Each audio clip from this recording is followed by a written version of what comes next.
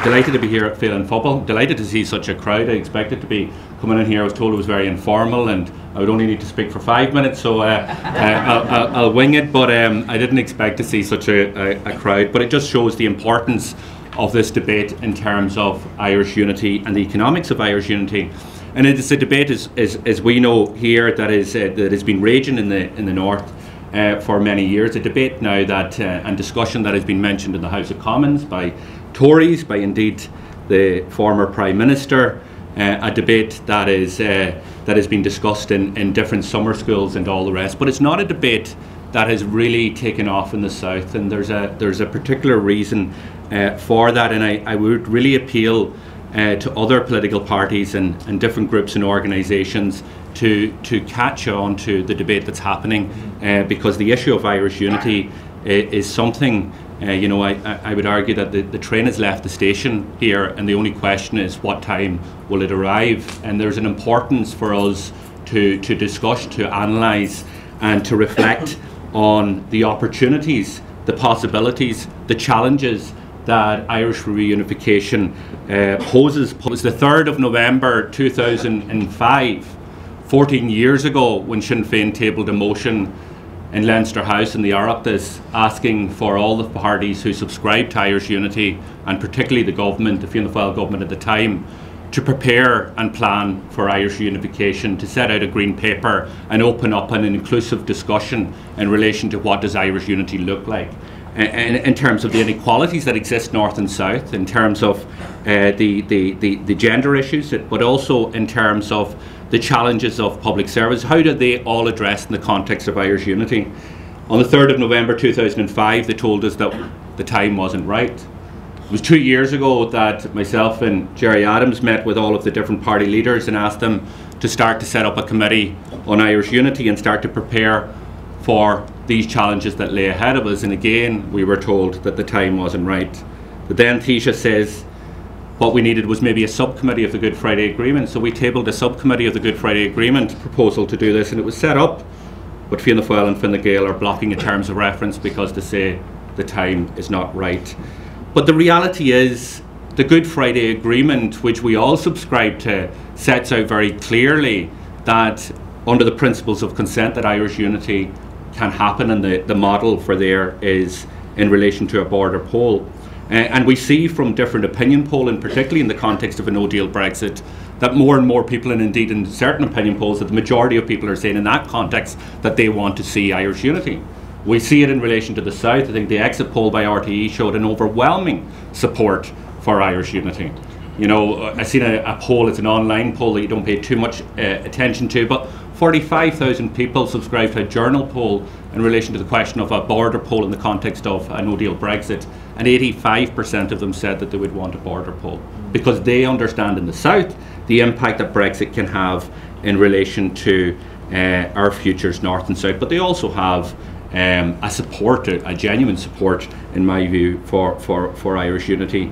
So yes, it's important to keep calm, but it's also important to realise that the momentum is there, that attitudes are changing, and they're not just within the nationalist and Republican community, but also those that would not identify traditionally as coming from that community. And therefore there is an onus and a responsibility on us to prepare.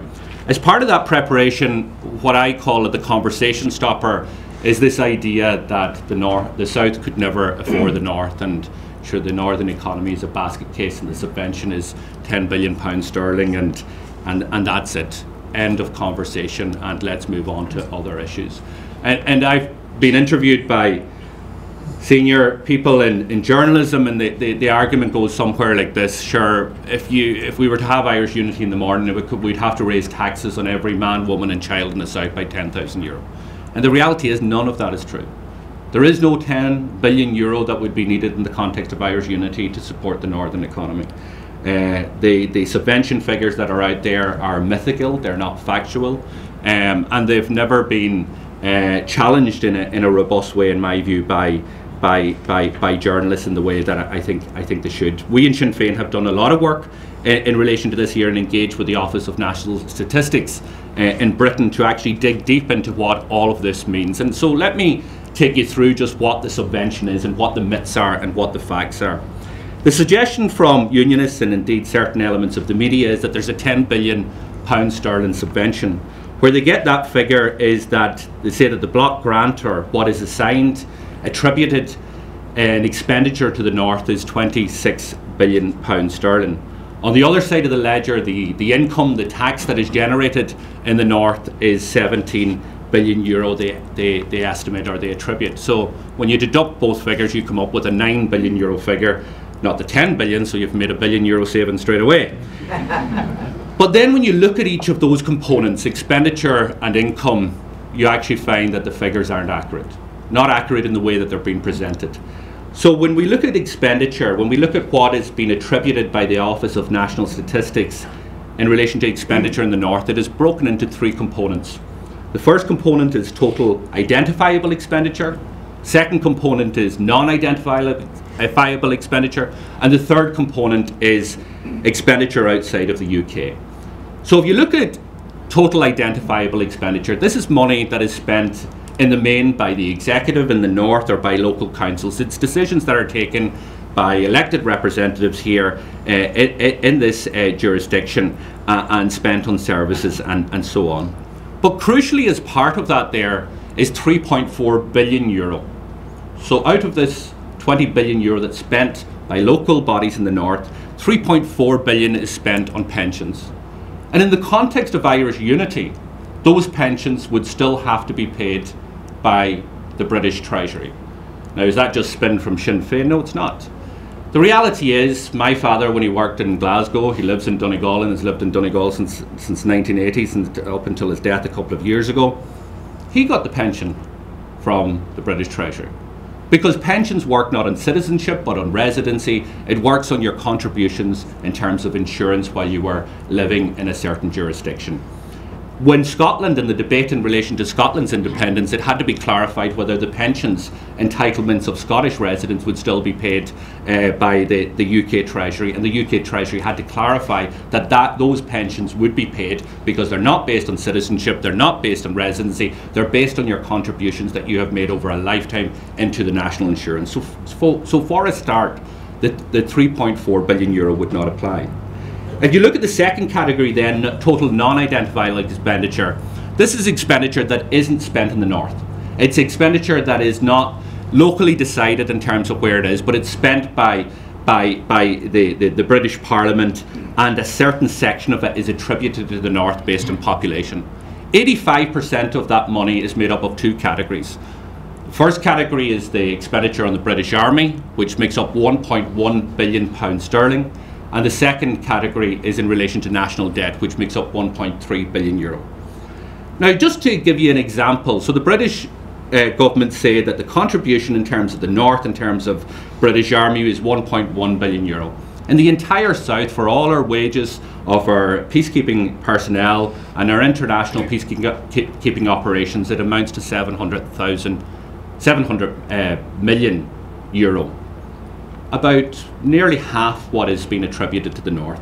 So you can see very clearly in the context of Irish unity, we will not be spending an extra €1.5 billion on British or on Irish military activities, and therefore there's an automatic saving. The issue, as Paul mentioned, in terms of the €1.3 billion on debt, would be part of a negotiation, and it would have to be offset by all of the assets, because if you pay for some of the liabilities, then the argument is, well, we actually own some of the nuclear submarines, and we actually own X, Y, and Z, and we own a bit of the House of Commons, and we own this and that, and we want our share of that if you're saying that we have a share of the debt. So that becomes a real political conversation and a negotiation in relation to that. And the third part of that is then the outside the UK. This is about £700 million that is attributed to spending in the North, never spent in the North. It's spent in other jurisdictions, other foreign territories of the British administration, different kind of ambassadors and residencies and overseas territories and all the rest. And because we have this jurisdiction makes up a certain population, some of it is attributed there. Again, this would not be applicable in the context of Irish unity. We would not, in the context of Irish unity, still be spending €700 million on British overseas territory. So you can see very clearly on one side of the ledger where they argue that there's £26 billion spent in the north that is actually really not spent in the north. And in the context of Irish unity, 3.4 billion in pensions wouldn't be applicable, 1.1 billion euro in British Army wouldn't be applicable, serious questions in negotiation about 1.3 billion of debt, and 700 million in terms of overseas territories would not be applicable. You add all that up, it comes to about 7 billion euro. The second part of it then is they look at the other side of the ledger, which is the amount of taxes that are raised in the north, and they estimate that that is about 17.3 billion euro or pound sterling. Again, there's an underestimation here, and the underestimation is in the region of about £500 million sterling.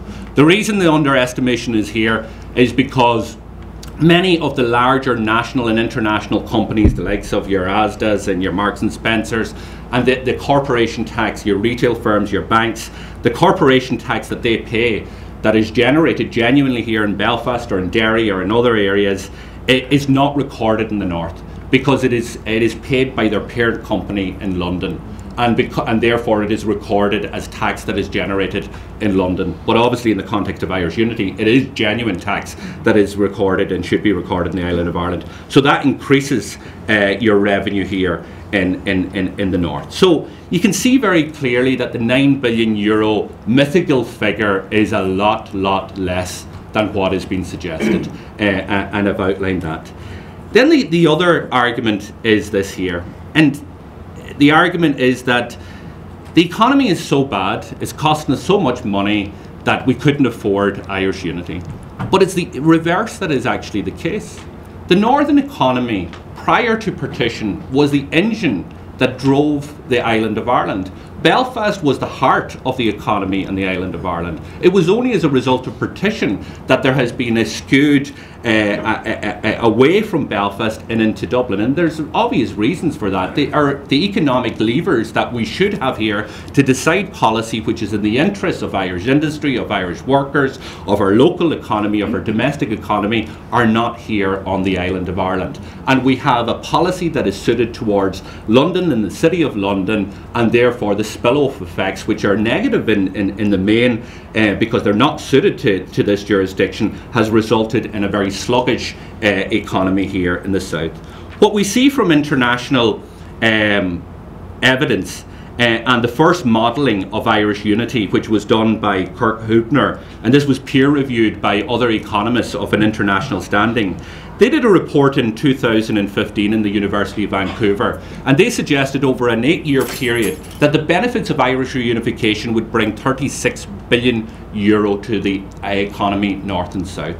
They looked at it subsequent as a result of Brexit and looked at the cost of non-reunification in the context of Brexit, and they said the only net economic benefit of all the scenarios they looked for is Irish reunification. And Irish reunification in that context, in that report that came out in November 2018, meant that there would be an 18 billion euro stimulus to the northern economy and between 5 and 6 billion euro to the southern economy.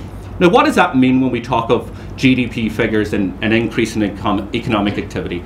With increase in economic activity comes jobs. With jobs comes increased taxes. With the increased taxes means that you reduce the deficit, you grow the economy, and so on and so forth. So whatever about the deficit, and the deficit a lot smaller than what is suggested, economic activity in the context of Irish unity will actually shrink that deficit, and indeed could actually deal with it in its entirety. But let me say this. Even for those who still don't believe the international evidence, who don't believe the peer review economists, who don't believe people like David McWilliams who've looked at this and reported on this here, who don't believe in the fact that the information that we're putting out here today from the Office of National Statistics in Britain, and still argue that the North couldn't afford, or the South couldn't afford the North, even if the deficit was of that magnitude or less. And you know, we've heard some today say that we still couldn't afford it. That's not true. One of the jobs that I have to do as finance spokesperson for Sinn Féin is to prepare an alternative budget each year. One of the first things I have to look at is how much money is available in each and every year. In the South, the Department of Finance produce a 5-year projection, a baseline projection in relation to what is available to spend each year over the next 5 years. So what is available to spend over the next 5 years in the South? It's 20 billion euro. And I'll finish on this here. 6 billion of that is already pledged. It's already pledged because we'll have a growing population. We need more nurses, we need more teachers in our schools for the more children that will attend and so on, and because of wage inflation and so on, that's already promised. But 14 billion of it is not pledged. 14 billion euro, which could easily accommodate the deficit in the north, even if you still didn't believe that the fortunes and the fortunes of the synergies of Irish unification would eat away at that deficit in the first place. So there's 2 points that I want to make very clear here today. One is the subvention figure of 10 billion is a complete and utter myth, and it needs to be busted, and facts can bust that. The second thing is that we can afford the deficit of whatever magnitude it is because of the synergies of Irish unification and because of the strength at this point in time of the southern economy. And the third point is that Irish unity gives us the opportunity to reimagine and to reinvent our country, north and south, to deal with all of the inadequacies, all of the inequalities, and really deliver on a genuine republic that none of us, north or south, have lived in our lifetime. Good morning.